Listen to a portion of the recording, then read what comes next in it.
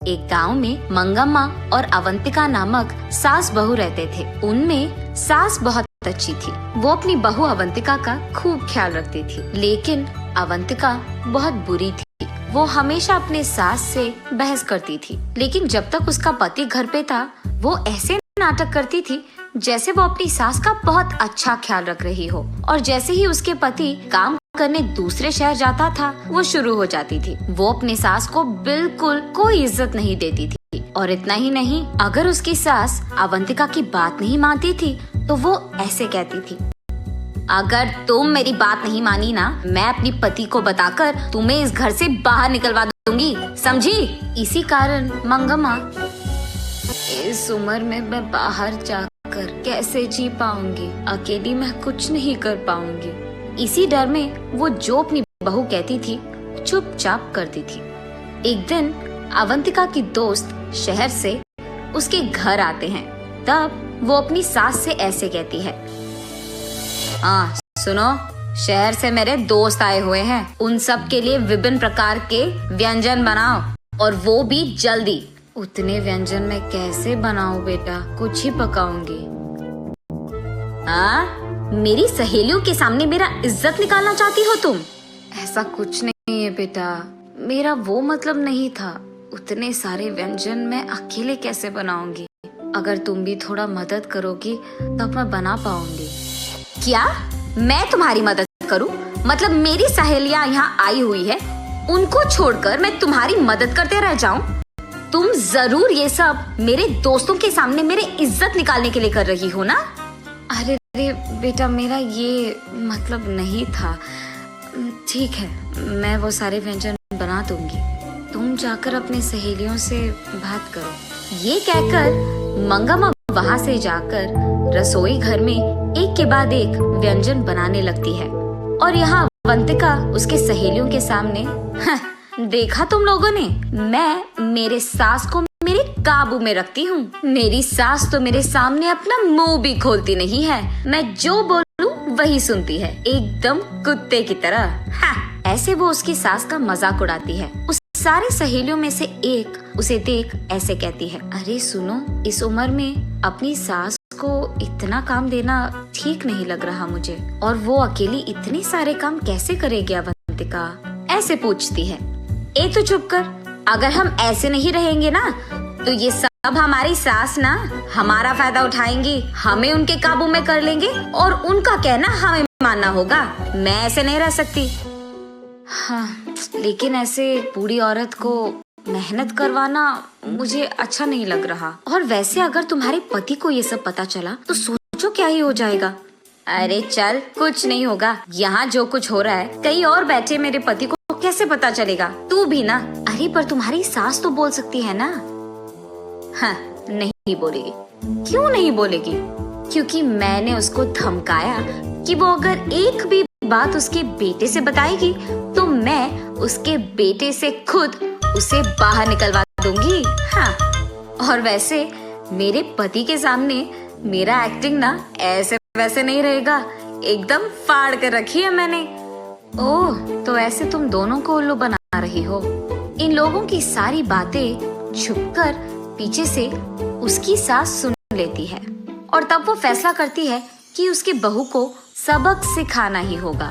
तब वो वहाँ से जाकर काम करने में लग जाती है। और दूसरी तरफ अवंतिका उसके सहेलियों के साथ बैठकर खाते हुए पीते हुए बीच बीच में अपनी सास को बुलाकर काम करवाती रहती है। और ऐसे वो अपनी सहेलियों के साथ खूब मस्ती करती है। कुछ देर बाद उसकी सारी दोस्त वहाँ पे खा पी कर चले जाते हैं अपने घर।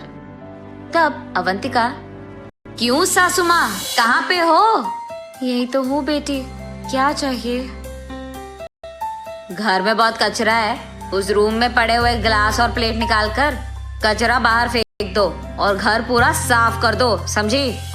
तब तक बहुत काम करने के कारण मंगम्मा बहुत थक जाती है, लेकिन अब वो कुछ कर भी नहीं सकती थी, इसीलिए उसकी बहू के दिए हुए सारे काम एक के बाद एक खत्म करती है। वहाँ से कचरा फेंक के वो घर पूरा साफ कर देती है। अगले दिन मंगम्मा उदास बैठे रहती है।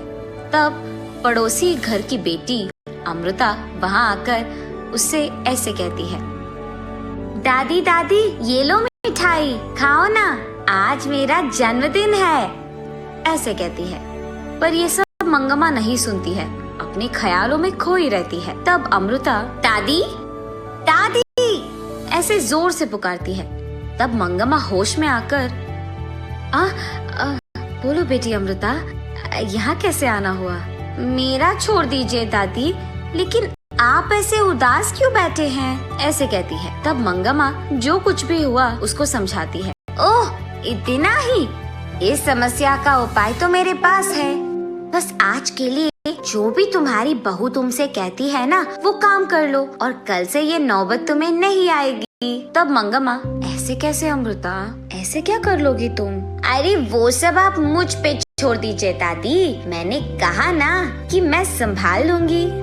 ये कहकर अमृता वहाँ से हंसते हुए चली जाती है। इतने में अवंतिका वहाँ आकर पहनी हुई कपड़े सारे मंगम्मा के मुंह पे फेंक कर, सुनो, ये सब धोकर इस्त्री करके मुझे वापस करो। अरे घर में तो वॉशिंग मशीन है ना बेटा, उसमें डाल देती। ये कपड़े अगर वॉशिंग मशीन में डालेंगे ना तो खराब हो जाएंगे, तुम पहले काम करो ना।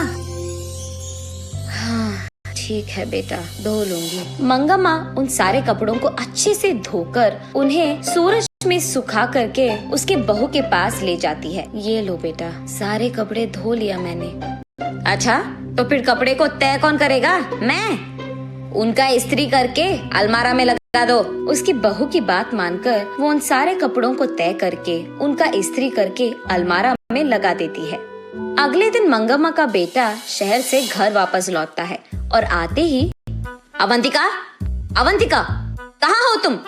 ऐसे जोर से चिल्लाता है। अचानक उसके पति का आवाज सुनकर अवंतिका डर के मारे भागते हुए रसोई घर में जाकर वहाँ खाना पका रही उसकी सास से ऐसे कहती है, सासू माँ, आप बाहर जाकर आराम कीजिए, खाना मैं बना दूंगी। ऐसे वो मंगम्मा को बाहर भिजाकर हाथ में चम्मच लिए ऐसे नाटक करती है जैसे वो पूरा काम कर रही है। ऐसे ही वो बाहर आकर, क्या हुआ जी, आप एक भी बात बताए बिना घर आ गए? इतनी देर से बुला रहा हूँ, अब आई तुम बाहर? इतनी देर से अंदर क्या कर रही थी? ऐसे पूछता है गुस्से में। वो मैं खाना पका रही थी जी, सुबह से सारे काम कर करके मैं थक गई। हाँ हाँ, मैंने देखा है कितना काम कर रही हो तुम। ये क्या ऐसे बात कर रहे हैं? ऐसे वो मन में सोचती है।